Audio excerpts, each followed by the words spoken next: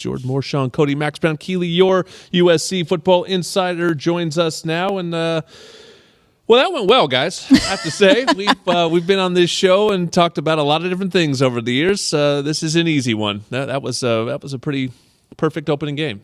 Yeah, it was definitely the way you want. If you had the expectation going into the season, like through the roof or whatever the hype, and that was the way you would want the team to play, and you drew it up exactly like that. And then the offensive onslaught, the Caleb Williams experience, the defense with 3 interceptions and scores. Obviously, there's some things to fix there, but I mean, I don't think you could have started the season a better way. And also how clean it was, too. New staff, new era, so much hype. Week 1, you like almost expect games to be a little ticky-tacky, and then Coach Riley's talking about a single run where they didn't fit well, and that's not really a week 1 mistake. So it shows to the discipline, it shows to just the standard that's being set, and awfully impressive for a week 1 game. This is selfish, but I'm really happy you guys have seen it now, because coming on here and just being like, it looks good. Yeah. We can actually talk specifics now, because I was seeing that since spring. I mean, they've been gelling early on, and Caleb Williams said it. He thought he'd been throwing to Jordan Addison for a year now, and so you can only imagine what this team's or the offense is going to look like in a couple of weeks. Well, give me your guys' most encouraging sign that you saw. I mean, listen, it is still Rice. I know there's a lot of that, and it's still game 1, so there's a lot of that. But give me your most encouraging sign that this wasn't just week 1 mirage. It was just the amount of weapons that were out there. I just thought the amount that they got the ball around. I think it was 12 people had 12 different receivers. Receivers on, and it came from the backfield. It came from the wide receivers. It was a tight end. Like McCree was. I mean, it was just an onslaught of different things. If I'm Stanford trying to watch that film, Max, and I'm just like, well, who do I try to stop? Like, where am I going to start? Obviously, you got to stop Jordan Addison, but then Mario Williams getting off, Taj Washington. It was just an onslaught of people, and that's what gives me the real good feeling about this offense. The activity up front defensively in the front 7 was encouraging to me. I think last year we're sitting here and it's, there's not many guys that you can go to. There's not many packages you can adjust. It's kind of, hey, this is the group that we have, and it is what it is. Versus this year, it feels like you have a little bit of depth, and you still have to get tested. Rice is only Rice, but I like the activity, like how hard they were playing, and I feel like you can do some things defensively this year. Now, for me, it was having the knowledge and experience to challenge that PI call. That was the tip ball. I brought that up, too, on the broadcast. I was like, wow. It just seems, you can tell this coaching staff is different in that sense, and it was cool to see them use their experience like that. Yeah, we talked about this in the broadcast. If you watch things that challenge, there's mechanics to it. If you're a good organizational structure, there's people looking at things and letting you know it's not just like, oh, I'm just going with my gut that this is something. And that turned out to be a big play in the first half when they were struggling a little bit to get stops.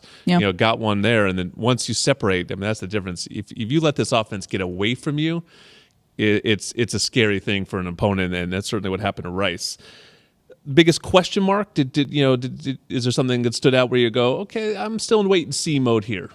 Well, I think it's easy to look at the defense and some of the run fits he talked about. But going back and watching it, like you said, it was just a couple linebackers. They just kind of got who was going to spill, who was going to turn it back. So it was a very easy fix. I thought maybe the depth on the offensive line, you saw some of the younger guys come in and make some silly mistakes, and you saw how angry Lincoln was still kind of about it. And I wouldn't still heated. I wouldn't want to be one of those guys still. So you could tell there was a little bit of depth issues there, but still kind of a lot to be really excited about. And I think even on defensively, just those little mistakes and a couple third downs with some jump ball kind of situations. I don't know. It wasn't a lot. When I was watching film, I was like, there's not a lot to break down here.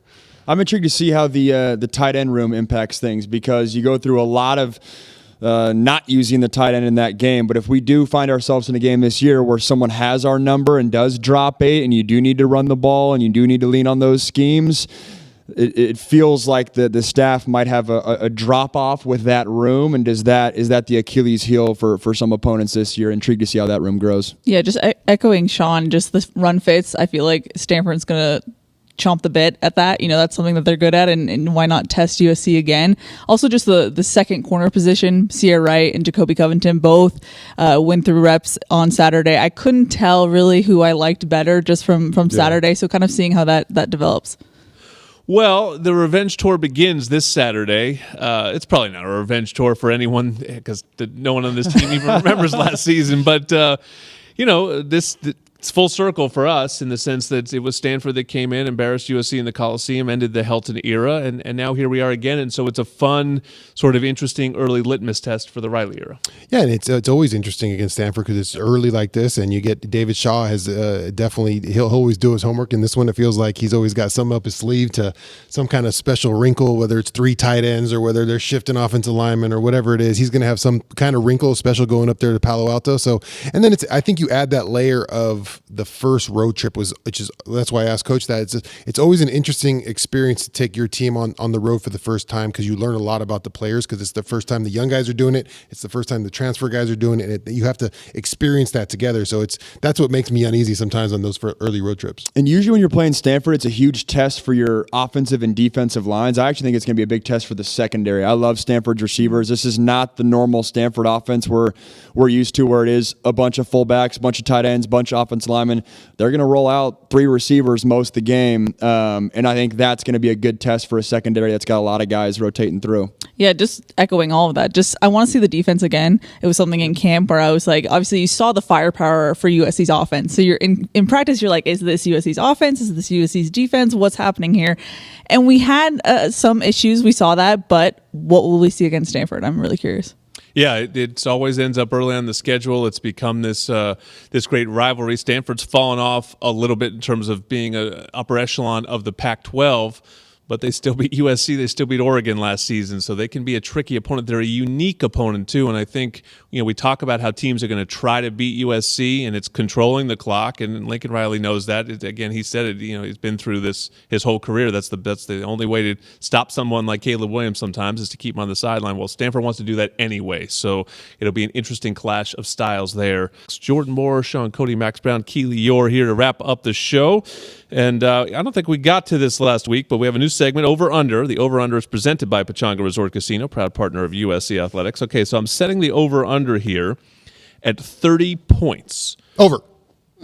No, that's not how it works. How many points does 30 cover it in terms of how many points USC's offense needs to win the game? So if USC's offense goes over 30, are you comfortable that they have won the game? Or do you think they can win it going under 30? I think they have to win going over 30 points. That's like a robot. Did I do that right or no? You think that I want the over. You want the over in the sense that you think that Stanford could hang in a shootout a little bit. I guess that's really the question because can Stanford hang in a shootout? I think Stanford will possibly score some points here, but I think I'm taking the over. I think we need more points to feel comfortable. I think Stanford will score more than 30 points. That's what I kind of meant. Is Stanford going to score more than 30 points? Yeah, I mean that's pretty much how it goes. Because if Stanford scores 0, then USC could score 3, and you could take the under, and you'd be good. Okay, well, go to Keely, and I'll think about it. I'm indecisive, but I'll take over. Well, I'll go under then. Just because it's fun. You already had an answer. This is going swell. Yeah. What do you got? Work in progress. What do you got? Well, I set the line, so that's my job. Oh. I honestly He's don't think neutral. I don't think I did that well. Hold for on. being honest, I'm not sure on I the fence, nailed Jordan. my job so far. So I will work on it for next week. But I sort of brought it up because Max, you sort of mentioned this. Not your older brother Stanford in the sense that, this might be a team where they go, hey, our best players are Tanner McKee and E.J. Smith and some wide receivers. And if we have to go shot for shot with Caleb Williams, maybe that's the way we do it. Yeah, I think this is the best group of receivers Stanford's had in the David Shaw era. And I think he would tell you that as well. They have some playmakers, but they have a chip on their shoulder as well, right? Struggling the past couple of years, coming in here, like they're gonna have an edge as well. Still, they're not great offensive line wise. They're not great defensive line wise, which it's funny on the defensive line and receiver aspect. It's similar to SC in that regard, but we know this game. It feels like it's always close, and it's always. Week 2, it's early. I just feel like this is going to be David Shaw trying to be David Shaw. Like, yes, they have great wide receivers, but I just think against USC at home, Stanford's with Stanford. It's like he wants to be physical with SC and show who SC is the boss. He still might try to keep it low scoring even if he throws, though. And I think that's where the time of possession and the methodical, they're going to huddle. Like, it's just because they throw it doesn't mean all of a sudden they're going to be going down the field. Yeah, they I think would be happily if this game is played in the 20s for sure. So we'll see what we get from Stanford, and we'll see what we get from the Trojans. I think we're really looking forward to. I mean, this season just feels so fun because we don't really know what it is. It got off to a great start. There's so much news, so much exciting. So hopefully the fans are along for the ride with us on Trojans Live and on Trojan Tailgate Show all season long. We appreciate you joining us.